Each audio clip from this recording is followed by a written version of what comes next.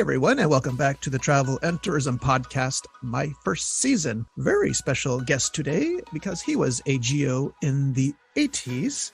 He worked at Club Med Martinique as a water ski GO in May of 1987. And also, he kind of attended school in my home province of Quebec. And I'm gonna ask him all about that because I'm very curious how someone from California gets all the way to Quebec and goes to school here. He's from Napa Valley, California. Please give it up for my guest today, Steve McClaine. Hey, Steve, how are you, sir? Hey, Greg. Great to be here. And thanks for doing this. No, thank you for agreeing to do this and sharing your story with us today. I'm very happy you agreed. Thank you. So you want to take me back in time a bit? Well, actually, first, how old were you when you learned to water ski? Because I'm always fascinated where and when people learn or actually get the chance to water ski. So how did it happen for you? Well, there's two answers to that. I did not grow up in a water skiing family. So when I was a teenager, I put a ski in my foot a little bit and I figured out how to get up. But where I really learned how to water ski was at Club Med. Okay, well, hold up. Are you saying you learned on one ski or two? I could get up, and I thought I was good. Wait, on one or two, or did you learn two, then you learned one? No, I mean, when I was younger, I learned how to get up on one ski. Right? Are you serious? Yeah, I mean, that was, teenager, right? Yeah, but I know. But how did you know if you were goofy or regular? Because I was actually given the wrong advice from a GO water ski because when I was learning one ski, she told me the wrong information. So how did you figure it out that what foot to put forward? I mean, you ask Steve today, and I can tell you how to do it, how to figure it out. Back then, probably lucky guess. Right? Oh, okay. Yeah. Well, now I know how to do it, but yeah. She goes, oh, it's your strongest knee goes forward, your strong leg. And since I played basketball, I'm right-handed. I'd jump off my left, right, for a layup. But then it turns out I'm goofy, right? So, but wow, you still remember coming out of the water in your first ski? Because that's a pretty big moment in someone's life. I do. It wasn't easy, and like I said, my family, we had a boat, but not a tournament water ski boat. And just trying a lot and trying to figure it out. It was all self-learned. And I thought, of course, like any other teenage kid or whatever, you think you're pretty good because you can get out there and turn back and forth. But then reality set in a little bit later in life, like when I showed up at the club. Okay, we'll get into that. Okay. Yeah. So yeah, I mentioned in your intro that you're basically on an exchange program. This was for high school, correct? Yeah, it was after I was done with high school, but it was part of a exchange program. Now, remind me what grade you go to in high school again in the States? So in the States, we have 12 grades. So a little bit different than Quebec, where you do your 11 and then you go to Cégep. That's right. Yeah. So I graduated young. That's what happened. And I had illusions or delusions of running track in college. And so they said, go do something else for a year. So I signed up for an exchange program and they sent me to Quebec. Now, when you're saying you graduated young, what do you mean by that? I was a year ahead when I graduated. So most kids graduate in the States when you're 18. I graduated like at a young 17. So when I competed, I was always running against kids who were older than me. And the coaches when I went to university said, age up a year, come back. Were any of these kids you're competing against? Because I learned the term red shirt, which I don't think we use here. Now, were any of these red shirt kids? No, in track and field, or cross country, they don't do that. Oh, okay. That's a football thing. Oh, okay. Got it. Now, so how did you decide on going to school in Quebec? Or was it the choice made for you? Yeah, the choice is made for me because Really? I signed up for it a little late and they're like, we've got a family for you and they're Quebec. And I just went, okay. I did not know what I was getting into. And what time of the year did you arrive in Quebec? So I showed up in the early summer when it was hot and humid. Oh, perfect. Okay. And yeah, I lived on a dairy farm. It was, which I'd been on a farm before, but it was, you talk about culture shock. Yeah. It was, where about in Quebec? Sorry, Steve, where about in Quebec? Well, the farm was in Sainte Elizabeth. And then I went to, high school, École Secondaire in Saint Félix de Valois. Wow. Hey, your accent's pretty good, Steve. I think you retained all your French, huh? Part of it. Well, yeah, it was kind of a life-changing thing because I showed up there during the time of René Lévesque and I didn't speak a lick of French and the kids thought I was from Ontario. So for the first few days, they hated me. And long story short, it was either learn or just get abused, right? That's right. So I you learned learned. pretty quick. Did you have a French Canadian girlfriend? Because that usually helps too. Okay. Yeah, well, what happened was they started out, here's this, English guy, right? And nobody wanted to speak to me. And then, like the first week of school, they said, we have this kid from California. He's here to learn about us. And I went from nobody would speak to me to everybody. Sure. Everybody was coming up and, speaking to me. And I couldn't understand a word they said. But, by Christmas, I was okay. Yeah, every Quebecer wants to live in California, Steve. That's why California's the magic word. Wow. All right. And then from here you go to University of California, Berkeley, correct? That's correct. And you get a degree in political economy. Now, why could I ask, since I work for a university, Concordia University, could I ask why you chose that particular degree? Yeah, I mean, I went there to do business like a lot of people who don't really know, but that university really promotes you for your first couple of years to figure out what you want to do. And I always had the international bug, right? Languages, other cultures, doing business overseas always fascinated me, even through my whole career. And so it was a natural choice. Okay, great. But you graduate and you decide, I don't know if I want to start working right away. So what idea did you get after graduation? Yeah, so I graduated in December. And my last year, it took me 4.5 years to graduate, partially because I didn't speak English for over a year when I showed up. That wasn't helpful. And while I was there in my last year, I grew up in Napa. I grew up around wine and winemakers' kids. And so a big wine company hired me. And I worked for them while I was still there. And when I graduated, they said, come work with us. And after a few weeks, I just said, no way, I just can't, I'm not ready yet. So I picked up and moved to Tahoe and ended up teaching skiing at this big resort called Heavenly. And Do you then, mean, okay, do you mean snow skiing or water skiing? snow skiing. I graduated in December and it hadn't snowed yet. It was a late snow year. So I just picked up and went to Tahoe, and the ski season was just starting right when I showed up, and I ended up getting a job to teach skiing. Okay, hold up. I'm going to back you up now. So where did you learn how to snow ski? What mountain were you skiing on? Again, same kind of thing, right? I had put skis on my feet a little bit. I did not come from a skiing family, and I could ski. I could get down the hill, but I was lousy.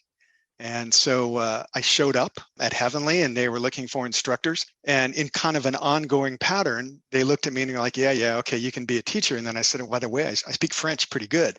And they're like, you're in, because that was a destination resort and they needed people who could speak foreign languages.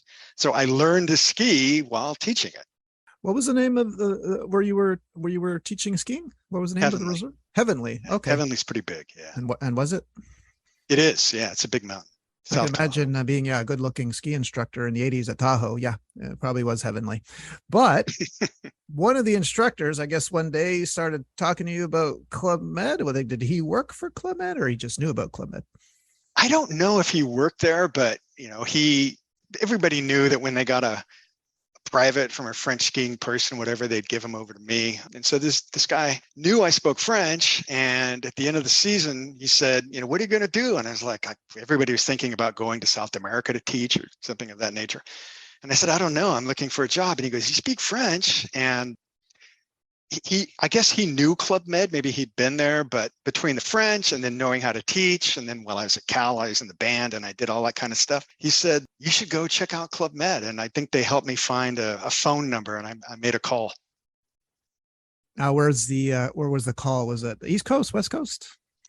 I think it was an East Coast number, and I ended up getting a call back and invited to an interview. Where? And the long story short, the dude who interviewed me had taken a break from being a chief of the village and was going to do one more season. So he interviewed me, and he had some very special needs for his season. Well, wait, he ended up hiring me. Wait, where was your interview? I think I came down to San Francisco. Okay. So I came down the mountain and interviewed him in San Francisco. Do you recall the name of this person? Oh, of course. I mean, he's one of my favorite people, Michel Verdure.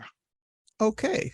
Was it more of like a one-on-one? Did they make you do anything, tell jokes, or was this just a talking interview? Like, tell me what was it like, that interview? So realizing it was going to be teaching water skiing, I had brought with me some pictures of me water skiing, right? And they were now I look back on them and they're laughable. But I had a certification that I'd gotten from snow skiing. I obviously could show them that I could speak French, right? I wasn't native, but I was okay.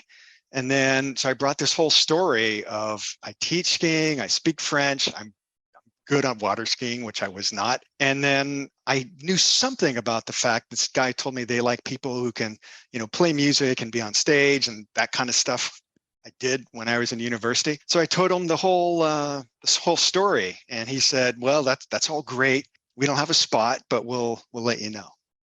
This Michel must have been impressed that you, a Californian, spoke French, right? I think that was again a kind of common thing that followed me around even today, that nobody expects you to speak a foreign language if you're from California. So they always get the question of, why do you speak this language? And I had a Quebecois accent, but I was also taught how to try to speak proper Parisian. So they ask you these questions, and you just tell them the story. Were there really that many French at the Heavenly Resort that would come? Well, instructors no, but Heavenly, this is the early 80s, right? And in 82 is when I showed up at Heavenly. And it was South Tahoe, and Heavenly is right in South Tahoe. There were 3 places you could really gamble in the West, right? Reno, Vegas, and Tahoe. So I taught skiing during the day at Heavenly, and then at night I worked in this fancy schmancy casino. I worked in a fancy schmancy restaurant in a casino called Caesar's Tahoe. And back then that was a big time destination. People flew in from all over the world to gamble and go to shows and then ski. And so that's why we did have some international people who'd show up. Okay, interesting. Now, from about how much time from the interview did you get a call to say that where you were going, like to Martinique? How was it? Weeks, months? It was pretty quick, right? Really?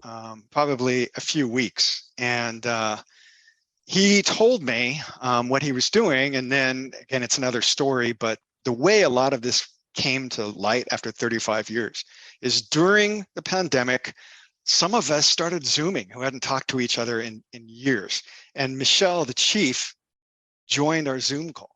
Oh, wow. And he told us the whole story of how he picked us. And he had told the club he was done, but he agreed to do one more season. But the deal was he got to choose his whole team. And he wanted a lot of first season Americans. So I don't know enough about the club to know if this is real or not. He told us this, and he's now, well out of the club and does something else. But he joined us a number of times and told us his story, and that's how I got picked. Well, also the fact that Martinique is very French, so that makes sense that, plus you get Americans too. So that would probably be the perfect village for you and for water ski. It's a pretty water ski heavy resort, right? Yeah, that might come in another part of the conversation, but the clientele was a very interesting. It's difficult to get to Martinique from anywhere in the U.S., especially from the West, right? You can get there from Quebec, but it took me 5 legs to fly there from California. Yeah, I was going to ask you that because it was long for me, and I'm from Montreal. So I was going to ask you how long. Do you remember that flight leaving San Francisco, for your first season? Chicago? Yeah, San Francisco, Chicago, Miami, Haiti, Guadeloupe, and then finally Martinique. Oh God! But the point now is that your clientele there were really the people who came in from New York on the charter, or people who flew in from Paris and Europe. So it was we get into fun. That was half the fun, watching these two cultures kind of coexist. Wow, this is crazy. Okay. So do you remember arriving that first week? What do you remember from your first season? Were you in culture shock at all? Or was it try to process everything? Do you remember certain details? I remember, from the day I got there, I walked out of the bus, whatever, very tired, right? Been doing all those legs. And then when you walk into Martinique, again, a lot of this came up because we were just back there. A group of us who were doing these Zoom calls went back. So I was just there a couple of months ago. But 35 years ago when we showed up, there's this little arch. You get off the bus and you can just see the ocean, and you can see water ski boats going back and forth. And I just stepped off the bus and said, I'm in heaven, right? This is just absolutely perfect. the teams hadn't changed over really yet. I don't know if Michelle was there yet. My chief of sport, I mean, very few people were there, and I was one of early in on the new team. But somebody greeted me, and it was in the afternoon, if I remember correctly, and they said, "Oh, you're Steve, right?" And I'm like, "Yeah." And they go, "We hear you don't mind being on stage." That was like one of the first things I got, and I was, "Yeah, okay." And they're like, "Great, we need you to show up at this time in the, in the theater. We're going to have you learn a skit. You'll do it tonight." And I just kind of went, "Okay." And it just sort of took off from there. Right? I got involved with everything. Were you a good dancer? It's one of these things where I was in a band in college, and it's, the big university band kind of things. And we did not just run around halftime of football shows, but we did a lot of other stuff. And this one adds to another. We played for the Queen of England. And when we played for the Queen of England, we did a show with the San Francisco Ballet when the Queen came to town. And the payback was choreographers from the ballet were going to come and teach us like basic dance stuff. It's not just ballet, but other. So we could use them in these shows we were doing. So I'd had some training and I kind of knew how it worked, but I would not call myself a dancer. Okay, Steve, hold up. Because when I asked you for fun facts, you completely omitted that you had a performance for Queen Elizabeth. Okay, now hold up. Are you saying you were in a marching band at Berkeley? Yeah. Is that what you're saying? Cal has a big band, right? USC and all that stuff. What instrument did you play? Mainly on the field trumpet, and then indoors I played some percussion. Okay, so how does it happen? Okay, when did the Queen visit California? Oh God, she brought the baton. She came on the Britannia, and that probably would have been around 83. Okay, now, so how was a marching band from Berkeley chosen to play for the Queen? So, was there a contest? The Britannia does, no, not a contest. The Britannia does a protocol in San Francisco, right? And they want to roll out the red carpet and do all this stuff for the Queen. So one of the things that they do is they say, we're going to have her go to a performance of the San Francisco Ballet, right? Yes. And so they want to do this Americana thing. And believe it or not, there is a John Philip Sousa ballet. And so we went and practiced with the San Francisco Symphony, and, obviously indoors, not in some football stadium, but we did indoor stuff too, uniforms and marching and all that. But we helped them choreograph and put together this ballet performance for the Queen. And then the cool thing is that the Queen and the Prince and Reagan, who was also there, they really liked it. And they invited us back the next day to come to the Britannia and play again for them. Oh, come on, Steve, this is insane. Yeah, this is the cool. most interesting fun fact any XGO said, and you completely thought this wasn't interesting or fun. Okay, so you're saying you went aboard the Britannia? Not aboard. Britannia is really small, right? But we, the port, we had to go. Sorry, yeah, it was like down at a dock, but it was all secure. We had to get sniffed, and the security then wasn't as crazy as it would be now. But we played, and there was kind of a rope line, and the Queen sort of stayed away and waved. But the Prince came up, shook our hands, and then Reagan was there, because Reagan was governor of California, and he came down and, I love Berkeley, and which that's another story. But yeah, it was really interesting. You shook Prince Philip's hand. I did. Wow. Okay. Yeah. I'm sorry. And he was a delight, man. He was fantastic. I'm sorry, listeners. This is Steve's fault. Okay. I know we were talking about his first season, but he did not tell me any of this on our phone call or in the, the stuff I asked him to fill out. Okay. All right. So, okay. This is wild. So I could go on, but I'm going to stop. I'm going to stop here. Okay. Yeah. Well, so here's the basics, right? It taught me, like, when we were in the band and we did stuff, and let's get back to the club. But what I learned from the band is that you're playing performances sometimes like 70, 80,000 seat stadiums, right? With television. And this is the early 80s. And the TV would televise the halftime show. And it was drilled into us is that if you make a mistake, own it, right? Don't look like the band guy that got lost. So that takes me all the way through to Club Med and doing stuff on stage, ski shows and all that. Just own it, right? And just forget, it made it easy. So it was easy for me to do that stuff. Okay, so when you messed up an 8 count on stage, like you forgot to pivot here or pas de bourrée there, you just you, instead of like acting sheepishly and hanging your head, you stayed in it, right? Yeah. Okay. any of it. Nobody knows, right? And That's plus, exactly. people aren't like, I paid $100 for the seat. They're just happy you're there. That's right. Would have played a lot to to play for the Queen, that's for sure. Okay. That would have been a couple of hundred. All right. Wow. Okay. This is incredible. Now, okay, I'll try and get back to Club Med because I'm still reeling about Queen and Prince Philip. When you had your interview with Michelle, did he mention that you would get no days off, or you already knew that before you interviewed? It wasn't mentioned. And to be honest, that was the same life I was living up in Tahoe. You teach every day. I worked all day skiing and worked almost every night, working in this fancy ass restaurant speaking French. So it just didn't really matter. But no, Okay. Now, I'm sure you were getting tips as a Tahoe ski instructor. Were you allowed to take tips back then at Club? you got some in Tahoe, but really the tipping, from what I understand, we got tipped at Copper, right? And that's another season, but it was expected. And I think that was the only thing, as far as I know, the only geo service where you were allowed to take tips. And we got tipped really well. Okay. Now, did you like Martinique, like the site of Martinique and the les deux pitons and all that? Did you get a chance to see a bit of the island? It's a beautiful island, no? I mean, obviously, and this just came back. It's a beautiful island. The ocean is absolutely gorgeous. We didn't get many days off, right? So you couldn't really go and take it. You had no days off back then. No days off in Yep. Martinique, none, right? Exactly. And so you couldn't go take excursions and things of that nature. But I had a boat. I spoke French. If you know the geography of Martinique, remember 35 years ago, somebody who just went back, like a month ago and looked at what had changed. The club was really almost by itself. We had a much larger area to water ski in. We had a big area to barefoot in. And if somebody needed to do something like go see a doctor or whatever, they would usually come to me and say, take me across to whatever it's called, Saint-Anne or Saint-Marin or whatever. And so I got to see a little more, but we were pretty much bound to the village. Okay. Now, was your room in the Tour de Port there? Or do you remember where your room was? It's funny, you discovered this. Like when we were just back, everybody's running around and like trying to find out where their room. My room was not in Tour de Port. My room was in some other, rando building. And I think the decision was my building had been torn down.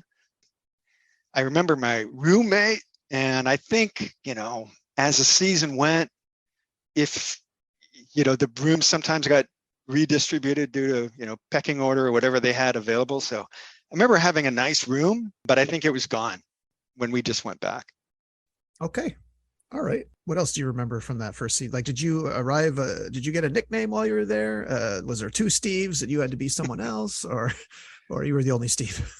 I was the only Steve, and there, when you talk about, it was just the season we had, and I'm sure this is true with all seasons. It's just an ongoing joke. I mean, or an ongoing, not joke, but just gags all the time. And so, yeah, they give you this little pin that, you're supposed to wear. And it said, Steve water ski, right? And so people would walk up and they're like, oh, Steve. And they're like, what's your last name? And I go, Watursky. And they're like, oh, Steve Watursky. Okay, and what do you do, Steve? And I'd go, I water ski. And it never got old, right? Okay, so they thought you were Polish because of your last name, Watursky, right? Okay, because the buttons say big Steve in little tiny letters. This is water ski, right? And so no, I didn't have what some of the cool nicknames that other geos had. Nah, I didn't have any of that. Okay, and I'm guessing since you lived in Quebec and you taught French skiing, I'm guessing you didn't have any culture shock in Martinique, because I'm pretty sure if you hadn't had that exposure to both nationalities, you probably would have, right? Well, remember, so there's a couple things, right? I showed up brand new, and some of these things were just hilarious. But early on, they said, "Hey, Steve, can you do the whole stage thing?" I was like, "Yeah, okay." And they're like, "Well, come back here," and they taught me the skit, right? And the skit was, if you know it, Les Pissotières. I don't know if you know that one. Oh, yeah. Yeah, I was the straight guy, right? And so Okay. they taught me that, and then they're like, "Oh, be backstage, and we'll put on a costume, makeup," and I'm like, okay. And it was like my first day. I'm just meeting these people, and so I go backstage, and people are like buck naked or halfway there, because at that point in time, they didn't have lockers or dividers or men and women or this and that. It was very, European, and you're meeting these people for the first time. Yep. And, clothing optional when necessary. And I didn't sit there and stare, but I just went, yeah, okay, you're in Europe now. And yeah, I was in Quebec and I spoke some French, but they weren't French people. They're North Americans who speak French. So, but I had traveled in Europe a bit, but probably the first day culture shock a little bit was, okay, this is how this works here. And then it just, that became part of the daily entertainment for me, sitting at a table with like 3 guys from Brooklyn and a family from Paris, or a group from Paris, and maybe the people from Europe were sitting there topless, and you had these 3 guys out of Brooklyn just staring, right? And and I could speak to both of them. So that was it. Daily. Martinique in the 80s, like women would just wear a pareo and go topless, right? I mean, that's what I hear, and it's totally normal. And and you get over it very quickly, right? Oh yeah, sure. Yeah, exactly. Like you can't have too much of a good thing. I do believe that. Unfortunately, that happens to people. Yes. Wow, that's crazy. Now, I'd like to veer off a little bit. Now, okay, we can't go into detail with this next question because since you were in Martinique in 87, now I've always heard the stories that when New Yorkers came to Martinique, first thing they did when they got off the plane was say, "Where do I sign up for the picnic?" They didn't care about the room. They didn't care about their luggage. They just wanted to know, where do I sign up for the picnic? So is this true? Well, I wasn't a picnic guy. No, right? no, but you were there when they had the picnics in Martinique. I was there when I had the picnics. I only got to go a few times. Okay. Yeah. And mind you, I'm not asking for details. I've always heard that, but so you didn't personally hear about any like New Yorkers wanting to sign up for the picnic as soon as they got off the plane, right? Here's what would happen, right? And I guess I call it like, what could I call it? Like story inflation, right? So what I mean is you start the summer season in May, right? And you get the first group of folks from New York. And I'm not picking on New Yorkers, but at JFK, they had, I think, up to 2 charters a week. Yeah. So a lot would come in. And there was a lot of cops, a lot of blue collar folk. And so the first week, a group would show up.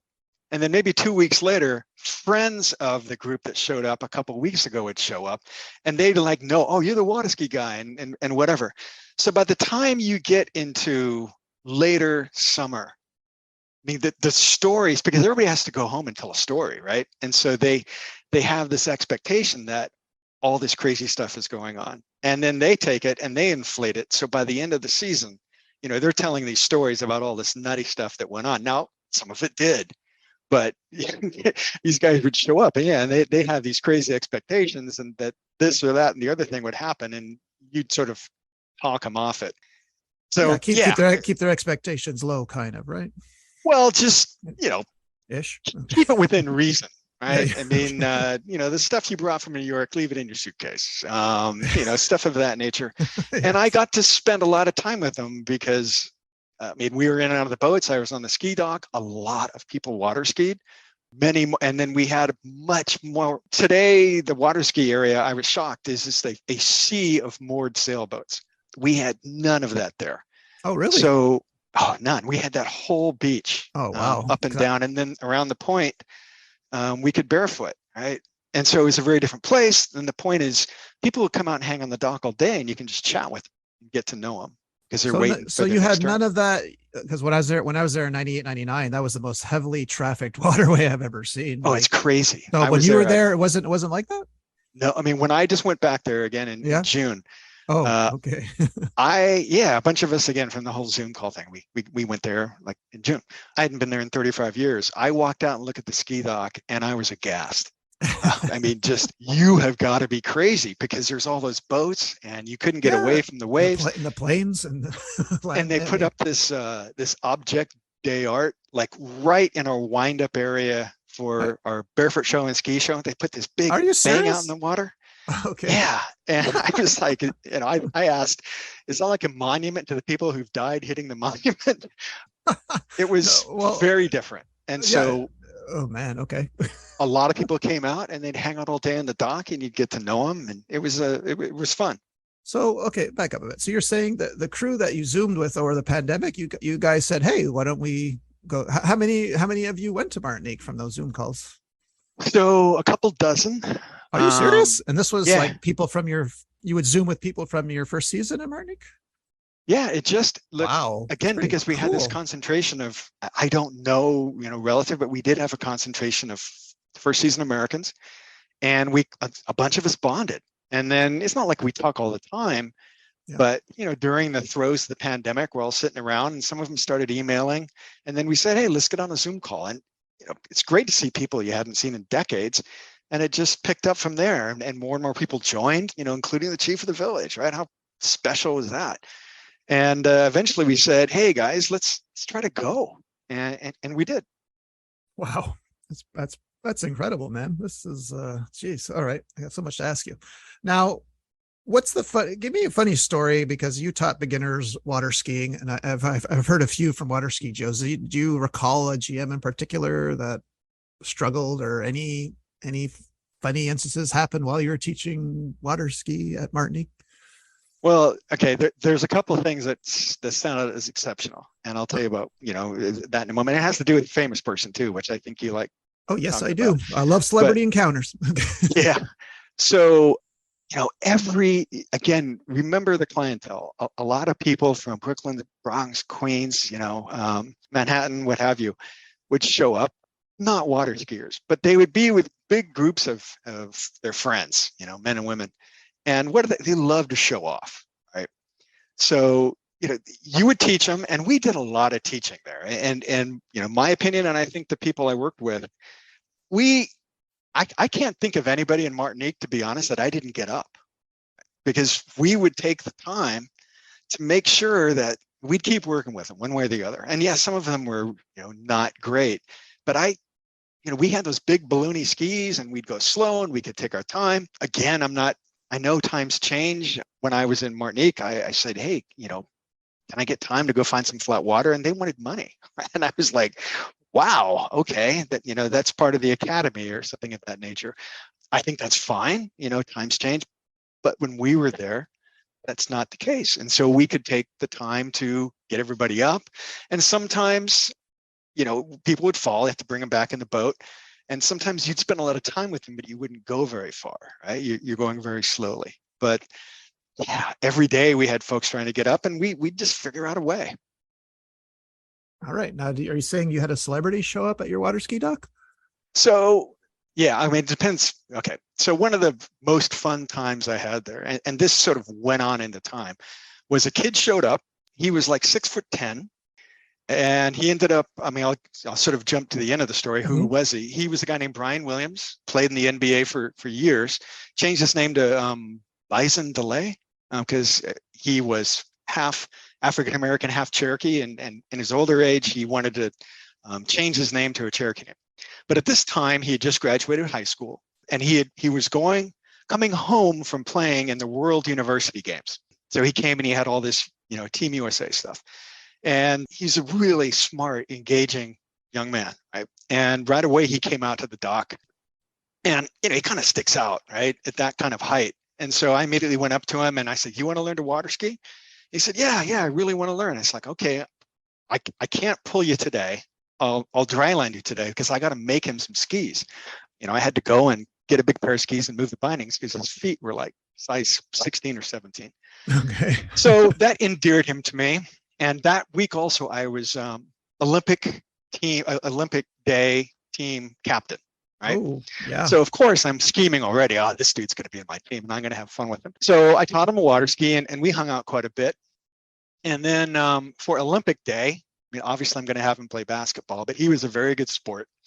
And I said, "I want you to come late, like just wearing some street clothes, and sit at the end of the bench, and I'm going to coach the basketball game," because it used to be that basketball was like one of the big kind of finale events. "And just sit on the end of the bench and don't do anything. And then when I call you into the game, just sort of be like, 'Me? What? Okay.'" And so he just sat there.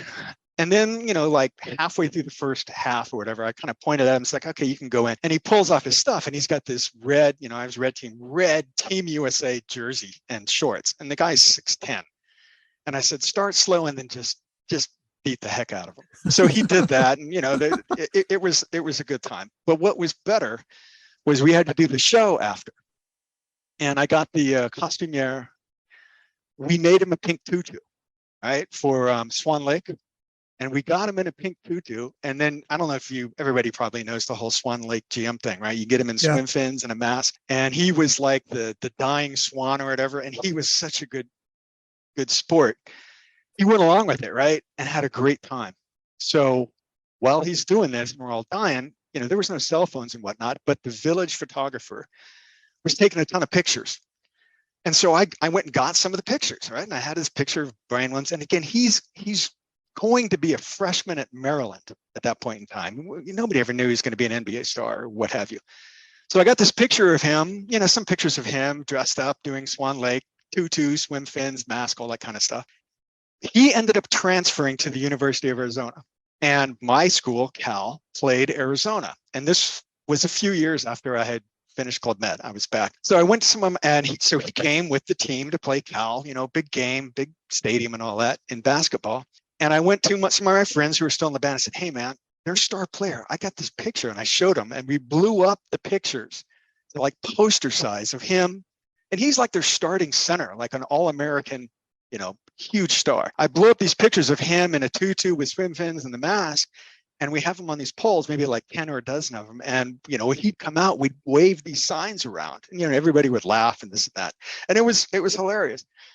And after the game was over, being a band, we could walk on the floor, and I walked up to him, and I didn't know if he was going to pop me or laugh. And he was fantastic. He just pointed at me and said, I knew it was you. He's like, that was fantastic. I love it. And then, of course, he ran off and finished that, and then went to the NBA and won a couple rings with the Bulls. So that's a funny story, and it's kind of a famous people one. Wow, no, that's an incredible story that he remembered you and didn't pop you one right there. Well, yeah, I mean, how many times are you his size wearing a tutu and swim fins? Yeah, and the odds that you go to Berkeley after Club Med, he's in our, he shows up there, so you kind of had to do that, right? Oh, well, I mean, he was a big star, right? Arizona was a top-ranked team. He was their big star, and I just went, oh yeah, I can get this guy. Yeah, who knew? I mean, the fact that you held on to those photos, of course, you had to do it. Wow, that's a pretty cool story, Steve. Jeez, okay, wow. I would like to transition a little for you because I'm wondering what it's like to leave, the crystal blue azure waters of Martinique in the summer, and then you decide to go to Copper in the freezing cold, minus whatever temperature it is up there, to be a ski instructor. Did you personally ask for Copper, or did you follow someone there?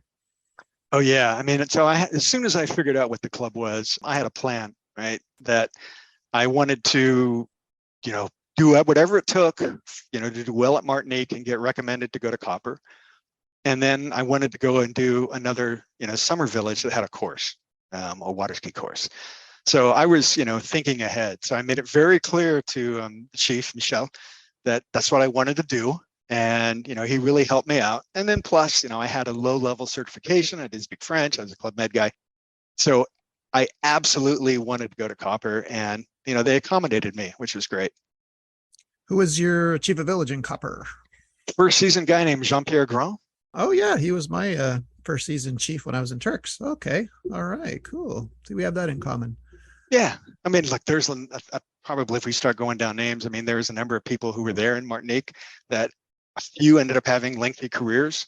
But Jean-Pierre Grand was my chief of the village, and then chief of ski was Daniel Lamy-Chapuis, who I think stuck around for a while as well.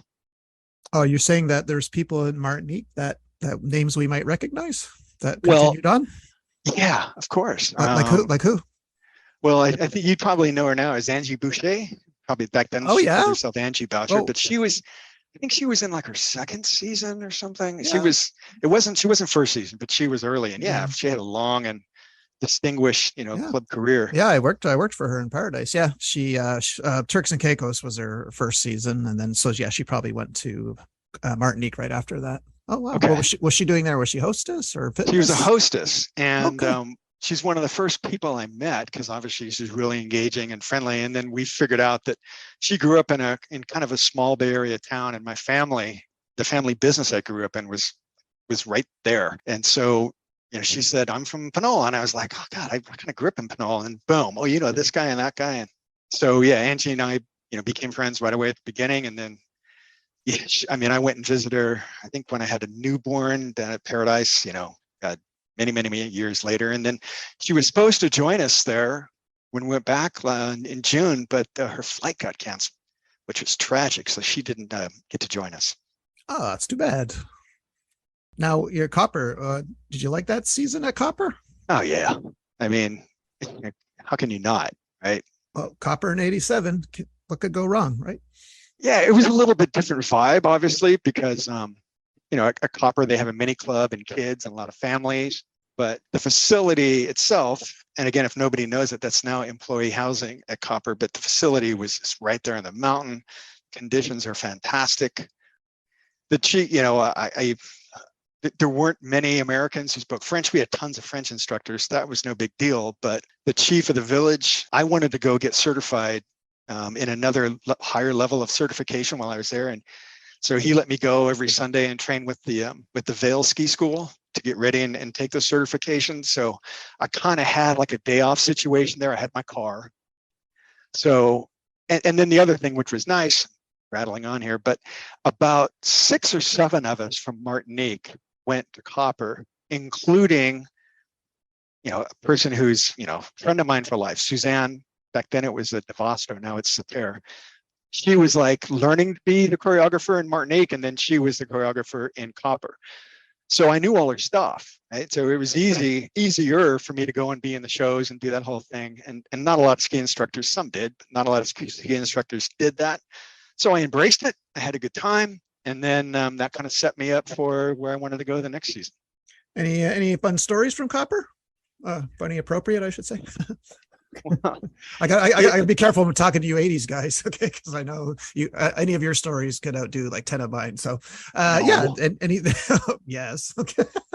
So did anything cool happen, interesting, something that was not funny then, funny now, rookie mistakes? Well, interesting thing was, yes, and this yes. kind of goes in almost into famous people again, but probably a different track than you're used to. The ski chief, Danielle, he was there with his wife, I believe, and yeah, she was his wife, and a young boy. And that young boy, I think, was maybe 3 or 4 years old, and he used to follow us around with these little plastic skis all the time, right? Well, that young boy ended up becoming a multiple World Cup champion and Olympic gold medal, Jason Lamy-Chapuis, which was, you look at this little kid and kind of remember him following around dragging these little skis, and he grows up into an Olympic gold medalist.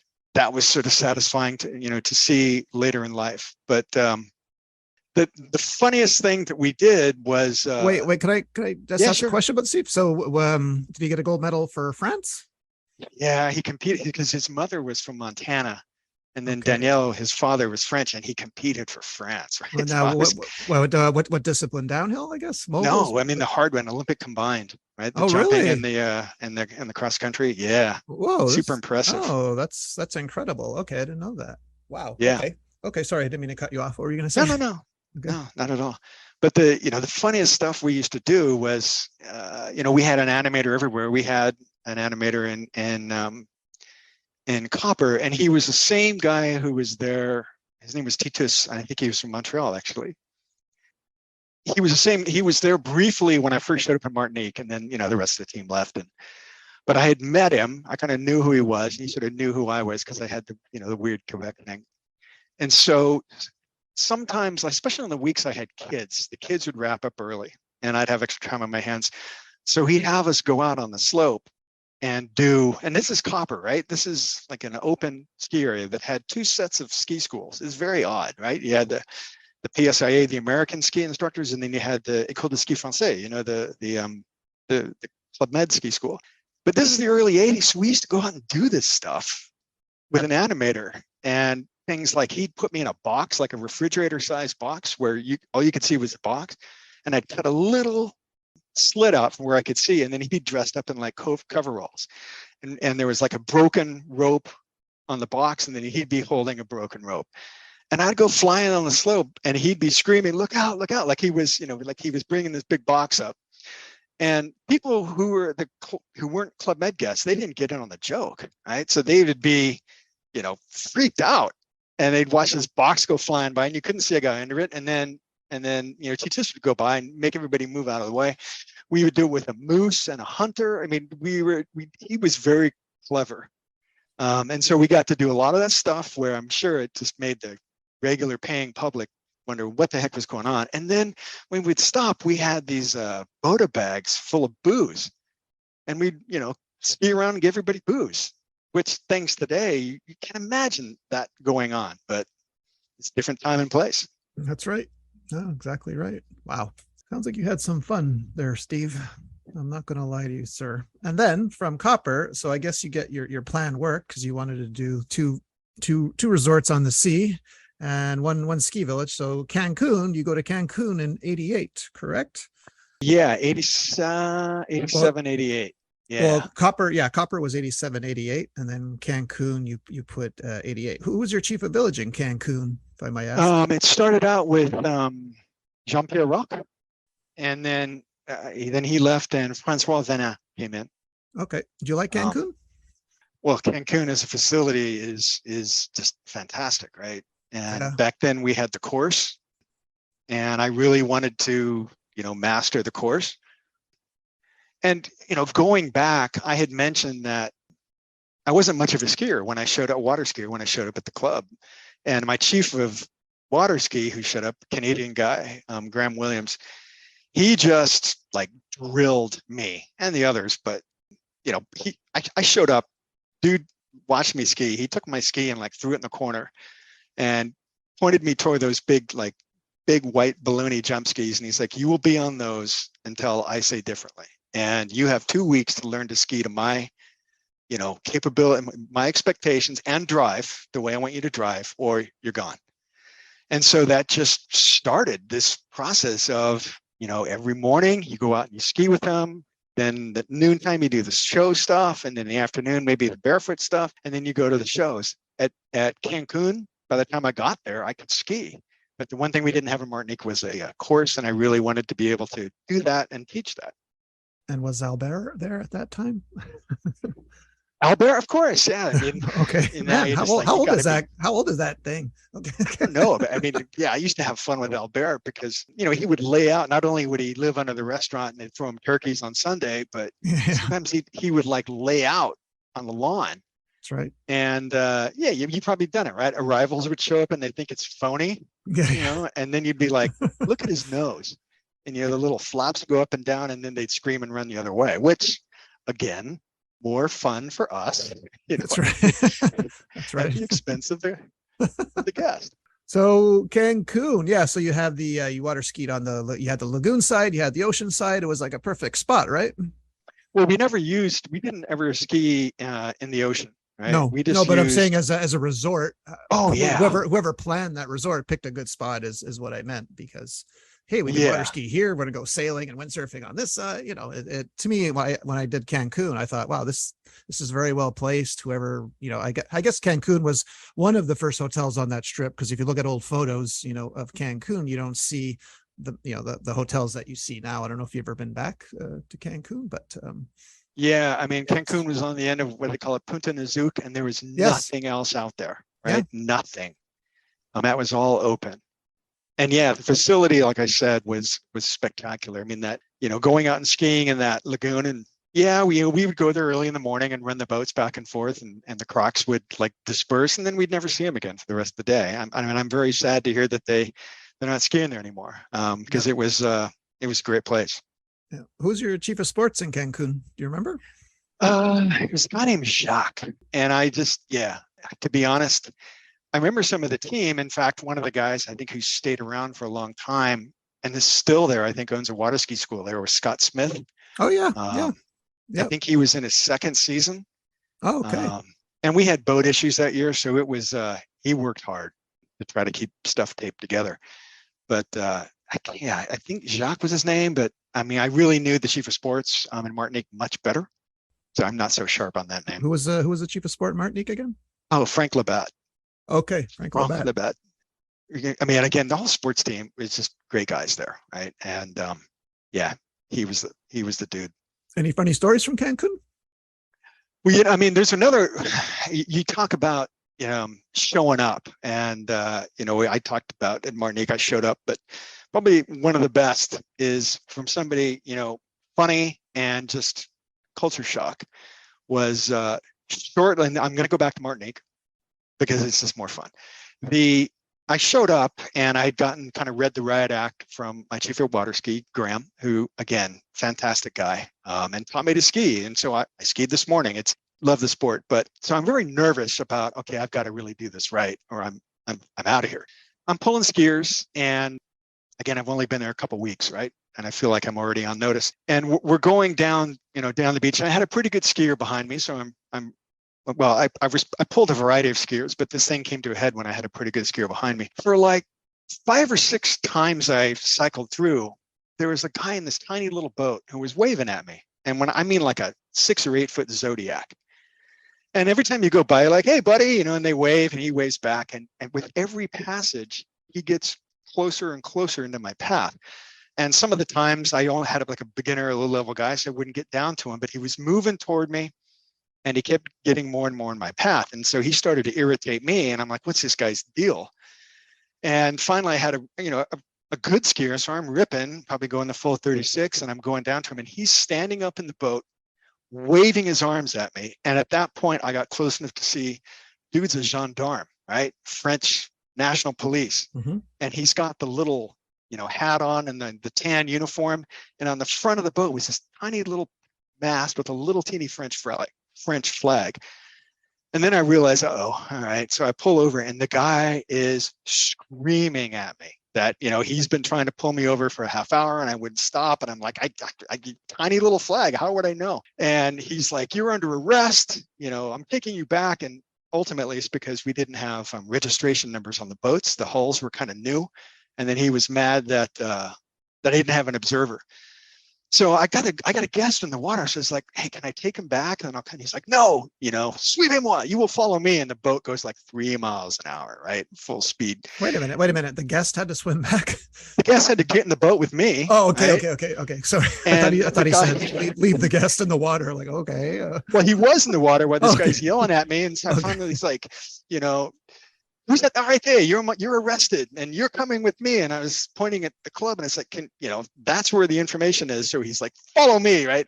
I'm moving at like 5 miles an hour. So I idle back to the, to the club. And I think he gets out of the dock and he was sort of like this, take me to your leader vibe, right? And he went up and I think he aired out like Jacques and Michel, and I'm standing there like 2 weeks in, surely thinking I'm fired. But they kind of let it go. And this sounds like a scene out of one of the Pink Panther movies. Yeah, Peter Sellers. Like I'd be thinking the club's playing an expensive gag on me. Like I don't know how you kept a straight face. I mean, I would have said this is obviously a prank, okay, and kept driving. But you're exactly right. He was like Dreyfus, and he's standing up and he's reading the flag and he's doing these giant waving motions in this tiny little boat. I didn't know about animators and stuff at that point in time. I was, now knowing it, I would have been like, they're taking a joke. But at that point in time, I was serious. It's like, oh my God, man! And he's like, you're arrested. So. And then you're saying he's driving as fast as the Grand Marshal at the Rose Bowl parade, like the boat's hardly even moving. Is that what you're saying? Well, he had like a little 3-horse outboard, right? And he opened it up, and then he's like, "Follow me." So I'm in this, full ski boat, 100 horsepower engine. I'm idling in by this guy. And that was fantastic. Nice.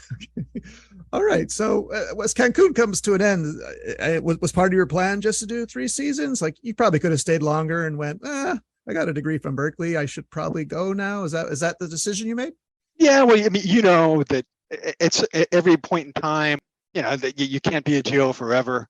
And, I had a couple great seasons and it became time to, move on and rejoin life. I got lucky because I left and a week later the club was destroyed by Hurricane Gilbert. That's right. So I got out just before that. Wow. And that was that, right? That is lucky. Okay. Is there any people you like to mention, like people you worked with, you had a fun time working with? Please, mention them. Like any shout outs you want to do? Well, I mean, I mentioned a few that, Michel Verdour was I think he was probably an exceptional chief because he was in a different spot, right? He was kind of his swan song. And then he had the humility to, all these years later, join us and just kind of tell us all the backstory of what's going on. So, and then of course, guys like Graham, who I mentioned was my chief of ski, he really taught me how to do it right. And I do it like 3 times a week still, all these weeks later, because, it was kind of a life-changing thing. And then even like Danielle Lamy-Chapuis, he didn't need to let me go, every, a day a week or more to go and train and get certified, but it's the same kind of thing. While I was at Copper, I worked with the Vail Ski School, and I got all that stuff done. And so I still coach ski racing now. And this all goes back to stuff that these guys at the time, really instilled in you. And the beauty of being a GO is every morning, I remember I'd wake up either looking at my water ski, when I'm coming out of the water at 6 a.m. or skiing powder in my snow ski, getting early turns because, at Copper, the facility was right next to the American Flyer lift. So these guys were, really helped shape what I continue to do today. And then again, the people I won't go through a bunch of names, but the people I just went through and got together, 35 years later at Martinique. And I know there's lots of GO reunions and stuff, but this was really like that, but close, intimate, small group, lots of time to talk and catch up. It really kind of brings all this stuff back to life. Nice. Now, what are the 3 things you miss the most about Club Med? It could be in any order. I'm sure you've thought about this question. So yeah, no, I haven't. Okay, I do every day. Okay. Oh, do you really? Okay, of course I do. Everyone at work says, "What are you doing? You're an idiot. Why are you here? You had this adventure. What are you doing here?" They can't fathom why I left. So obviously I know the 3 things I miss. I was just curious if there are 2 or 3. I'll tell you mine, and then you got to tell me yours. Okay, right? sure. We'll see if we're on the same thing. Sure. I mean, I just mentioned it. I did really, especially at Martinique, biggest currency. If we could trade something, it was sleep, because as I mentioned, I mean, I really wanted to do the ski thing. So I did all the ski shows and all that stuff. And then I learned the other thing. And then it was always go to the disco and all that kind of thing. But every morning I remember waking up, like really getting my eyes open when I was getting pulled out of the water. And after Graham kind of threw out my water ski and I got a guest to bring down a new one. But I remember every day being able to just shake the cobwebs out by getting pulled out of the water on your ski. And if you like doing that, that was just the best. Or even in winter, right, where you'd get a foot or 2 feet of new powder and you could kind of, it's powder day, same thing. So that would probably be number 1. Number 2, maybe it sounds cheesy, was just all the huge number of people that you got to meet. And again, we are in those, in what I got to do, water ski and snow ski, you end up spending quite a bit of time with people. It wasn't just like, hey, sign the thing, go out and get a windsurf board. We got to spend a lot of time with them, especially at Copper. You had the same people for a full week. So you just got exposed to tons of folks. I mean, unfortunately, there weren't cell phones and contact lists and all that.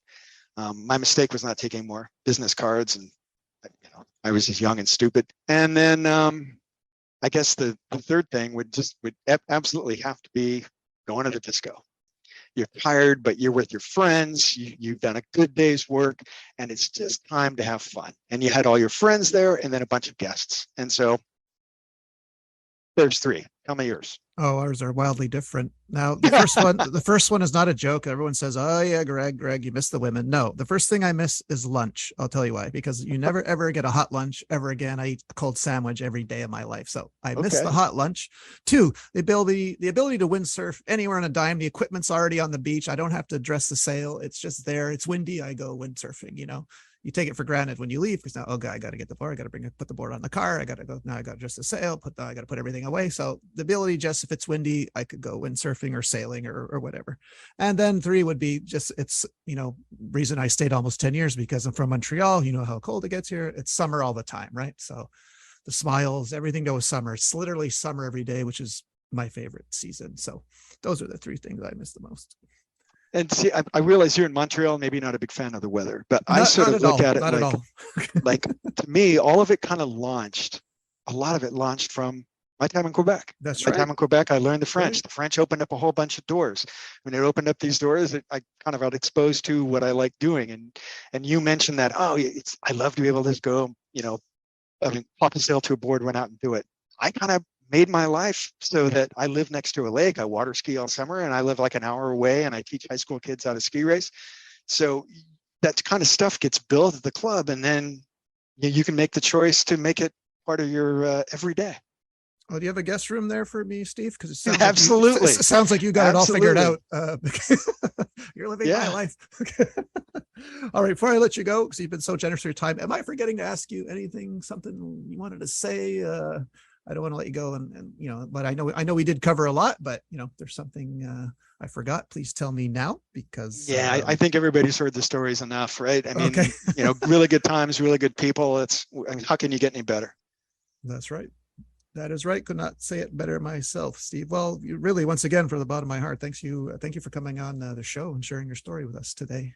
Well, thank you for doing this. And I say that very, I did not know you were doing it when we got back from Martinique. Somebody shared one of your podcasts with another guy that I worked with and then knew well past the club, Grant.